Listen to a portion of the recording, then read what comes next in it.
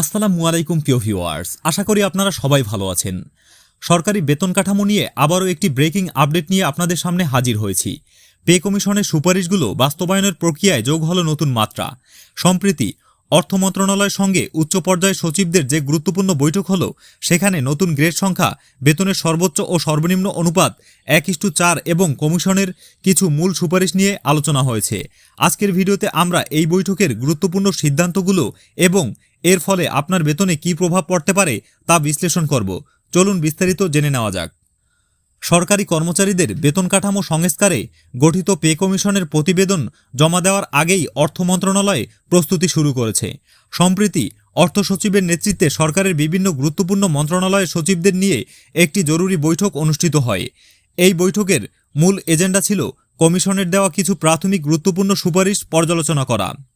সূত্রের খবর অনুযায়ী আলোচনায় সবচেয়ে বেশি গুরুত্ব পেয়েছে তিনটি বিষয়: বেতন বৈষম্য হ্রাস, সর্বোচ্চ ও সর্বনিম্ন বেতনের অনুপাত 1:4 নামিয়ে আনা, গ্রেড সংখ্যা কমানো, বিদ্যমান 20টি গ্রেডের সংখ্যা কমিয়ে 12টিতে নিয়ে আসা, অন্যান্য ভাতা, বাড়ি ভাড়া, চিকিৎসা ও শিক্ষা ভাতার যৌক্তিক সমন্বয়।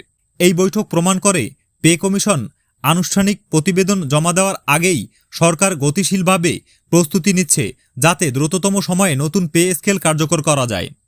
বৈঠকে যে সুপারিশটি নিয়ে সবচেয়ে বেশি আলোচনা হয়েছে তা হল বেতনের 1:4 অনুপাত নির্ধারণ।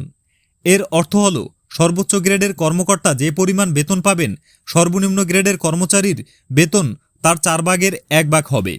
বর্তমানে এই অনুপাত আরও বেশি, যা সরকারি কর্মচারীদের মধ্যে বড় ধরনের বেতন বৈষম্য তৈরি করেছে। বিশেষজ্ঞরা মনে করছেন, এই 1:4 অনুপাত কার্যকর হলে নিম্ন গ্রেডের কর্মচারীরা সবচেয়ে বেশি লাভবান হবেন। এতে তাদের জীবনযাত্রার মান উন্নত হবে এবং অর্থনৈতিক চাপ কমবে। এই সুপারিশটি বাস্তবায়িত হলে সরকারি বেতন কাঠামোতে একটি ঐতিহাসিক সমতা আসবে বলে আশা করা হচ্ছে। অর্থ মন্ত্রণালয় এই সুপারিশ বাস্তবায়নের বিষয়ে ইতিবাচক মনোভাব দেখিয়েছে। বৈঠকে আলোচনার আরেকটি গুরুত্বপূর্ণ বিষয় ছিল গ্রেড সংখ্যা কমানো। পে কমিশন 20টি গ্রেডের পরিবর্তে মাত্র 12টি গ্রেড রাখার সুপারিশ করেছে। গ্রেড কমানোর উদ্দেশ্য হল পদোন্নতি ও বেতন নির্ধারণ প্রক্রিয়াকে সহজ ও স্বচ্ছ করা। গ্রেড কমালে কর্মচারীদের মধ্যে গ্রেডজনিত জটিলতা কমবে এবং চাকরির প্রতিটি স্তরে পদোন্নতির সুযোগ বৃদ্ধি পাবে। এর ফলে বিশেষ করে মধ্যম ও নিম্ন গ্রেডের কর্মচারীরা দ্রুত উচ্চ গ্রেডে যাওয়ার সুযোগ পাবেন। যদিও এই সুপারিশটি নিয়ে বিভিন্ন ক্যাডারের সচিবদের মধ্যে সামান্য ভিন্নমত রয়েছে, তবে সরকার নীতিগতভাবে কাঠামোকে সরলীকরণের দিকেই এগোচ্ছে। 12টি গ্রেডের নতুন কাঠামো কিভাবে বিন্যস্ত হবে তা চূড়ান্ত প্রতিবেদনে বিস্তারিত জানা যাবে। অর্থ মন্ত্রণালয় এবং সচিবদের এই বৈঠক স্পষ্ট করে দেয় যে নতুন পে স্কেল কার্যকরের প্রক্রিয়া পূর্ণ গতিতে চলছে।